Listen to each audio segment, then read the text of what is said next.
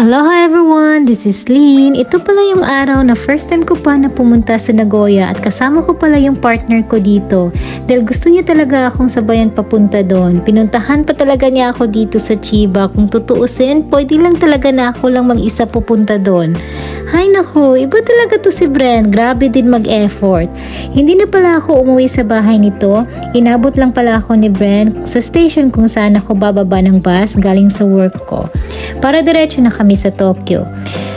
Hay, sobrang pagod pa talaga galing duty, pero yung nakita ko yung partner ko, nawawala talaga yung pagod ko. Ay, charing, ewan ko ba, pagkasama mo yung taong mahal mo, mawawala talaga yung pagod mo. Yun na nga, nakasakay na kami ng bullet train. Buti na lang may naupuan pa kami kasi yung ticket na kinuha namin, unreserved seat. Meron ding reserved seat na ticket pero mas pricey na yon. Kaya pag holiday dito sa Japan, ubusan talaga yung ticket. Mostly reserved seat yung kukunin nila guys kasi nakakapagod kaya magtayuan hanggang sa makarating ka sa destination mo. At naranasan ko na yun guys. Na from the start, hindi talaga ako nakaupo. Buti na lang may maleta ako at yun yung inuupuan ko.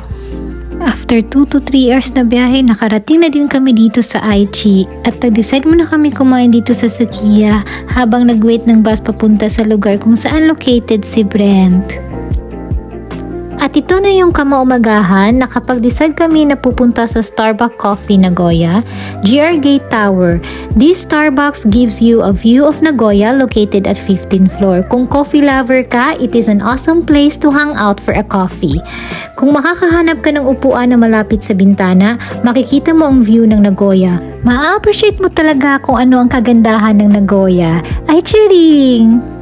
At yun na nga guys, pinifeel ko lang talaga yung moment ko dyan. Kasi hindi naman talaga ako pala Starbucks. 3-in-1 coffee lang, ay solve na. At before pala kami bumaba, nakapag-decide kami na pupunta muna sa labas para mag-picture at i-appreciate yung mga buildings. Ay, charing! Say what you wanna say to me now. I wanna wake up with you in the morning. Show me there's nothing fake to me now. I wanna wake up with you in the morning. Say At pupuntahan din pala namin ang Nagoya Castle. Bago kami nakapasok, nadaanan pa namin ito na kay gandang tingnan ng mga dahon na naging kulay pula. Hindi na siya gaano karami kasi nga sa time na ito, patapos na yung aki season nila dito, known as autumn or fall. Usually guys, lalabas yung mga ganitong kulay, mga late September to early December. Kaya para sa akin guys, magandang pumunta dito sa Japan pag autumn season kasi hindi masyadong malamig at ma-amaze ka talaga sa mga dahon na umiiba yung kulay.